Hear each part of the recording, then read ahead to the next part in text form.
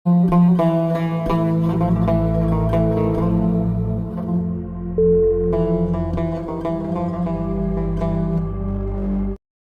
ada kemudian sesuatu yang mereka pengen masukkan. Itu seperti itu. Nah, persis kayak Menak juga sama. Ketika Menak itu mengatakan, oh polanya simple, ada orang-orang yang good looking, lalu masuk masjid, dia juga kadang hafiz, lalu kemudian nanti jadi pengurus masjid. Ujungnya dia bilang apa? Karena itulah pengurus masjid harus dari pemerintah. Kan gitu. Itu kan yang mereka pengen kan ya? Jadi pengurus masjid harus dari pemerintah.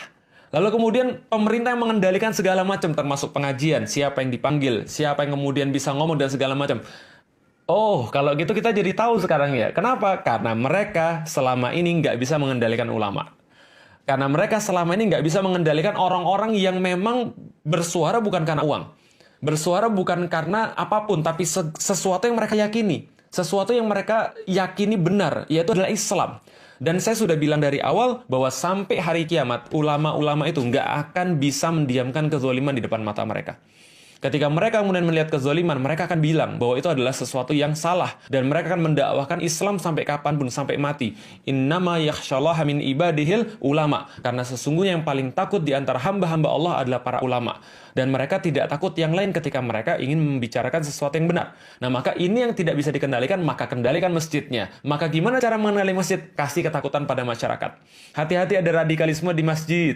Radikalisme siapa? Good looking. Hati-hati ada radikalisme di pengajian kantor. Hati-hati ada radikalisme di BUMN. Ujung-ujungnya mereka pengen masukin orang-orang mereka. Ujung-ujungnya mereka pengen mengendalikan orang yang ada di situ. Mereka pengen ambil kemudian segala sesuatu resourcesnya. Ini yang sebenarnya yang terjadi. Lihat aja.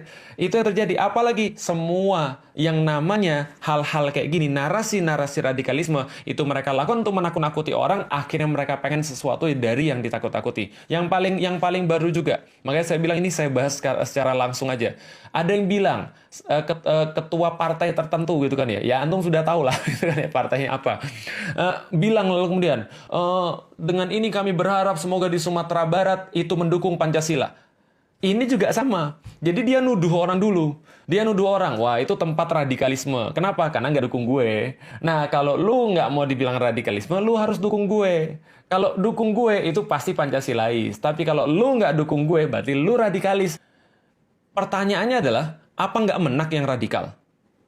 Apa nggak menak yang kemudian perlu untuk belajar lagi? Jangan-jangan selama ini yang dia pelajari, yang dia ketahui tentang Islam itu ternyata tidak pas. Sehingga dia malah menuduh orang-orang yang menerapkan Islam dengan pas itulah orang-orang yang radikal. Ini standarnya apa radikal ini? Apakah standarnya radikal ini karena mendukung 212? Apakah standarnya radikal karena nggak dukung kamu? Apakah standar radikal itu kalau bertentangan dengan kamu? Atau seperti apa? Kamu nggak bisa melawan dengan argumen, lalu kamu bilang orang lain radikal. Kamu kalau diskusi kalah, terus kamu bilang orang lain radikal. Kamu kurang pintar, lalu kemudian yang pintar-pintar kamu bilang radikal. Ini standarnya apa? Jadi standar indikasi radikal itu apa? Karena ini penting banget.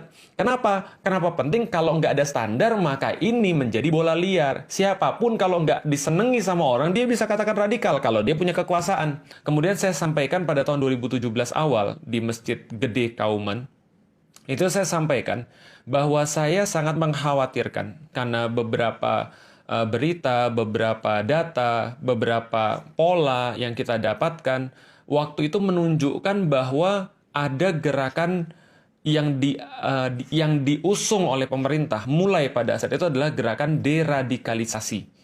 Yang sama masalahnya adalah radikal ini masalah yang paling besar, maka harus dilakukan deradikalisasi. Yang saya membaca itu sebagai deislamisasi. Jadi seolah-olah yang dikatakan radikal itu hanya orang-orang muslim. Kasusnya banyak.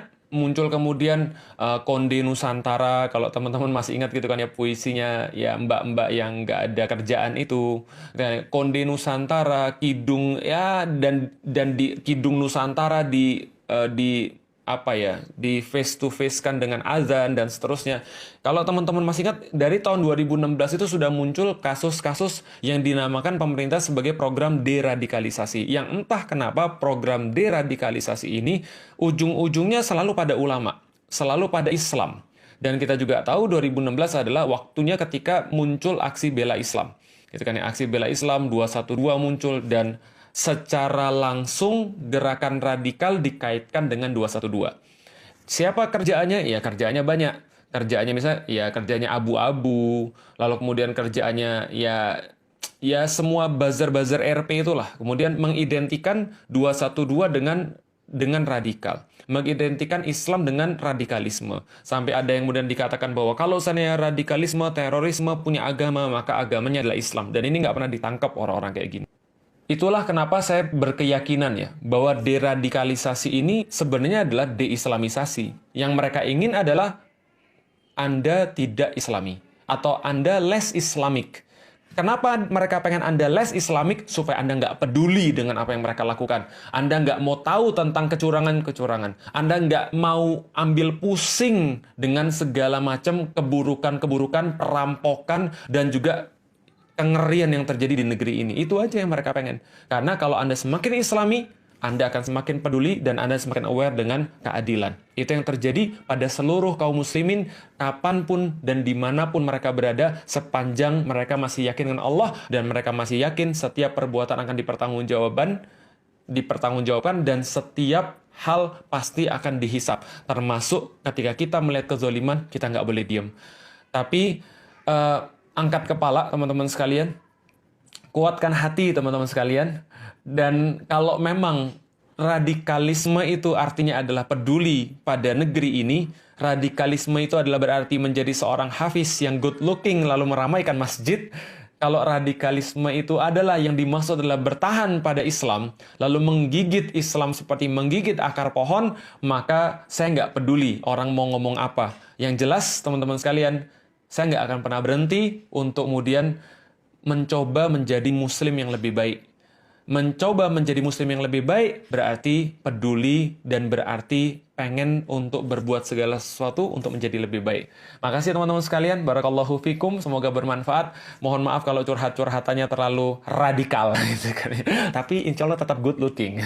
Mudah-mudahan bermanfaat dan kita doakan semoga menak kita itu menjadi orang yang semakin mencintai Islam, nggak bikin gaduh lagi, dan mudah-mudahan beliau legowo untuk mau mempelajari Islam sehingga standar dan indikasi radikal itu menjadi semakin jelas. Kita juga doakan semua orang-orang yang selama ini berkata tidak baik terhadap Islam atau tanpa sadar mereka mengatakan sesuatu yang tidak baik terhadap Islam, mudah-mudahan mereka mau untuk mengetahui Islam lebih dalam karena Islam itu sangat indah dan kita harus mendakwakannya. Makasih teman-teman sekalian. Assalamualaikum warahmatullahi wabarakatuh.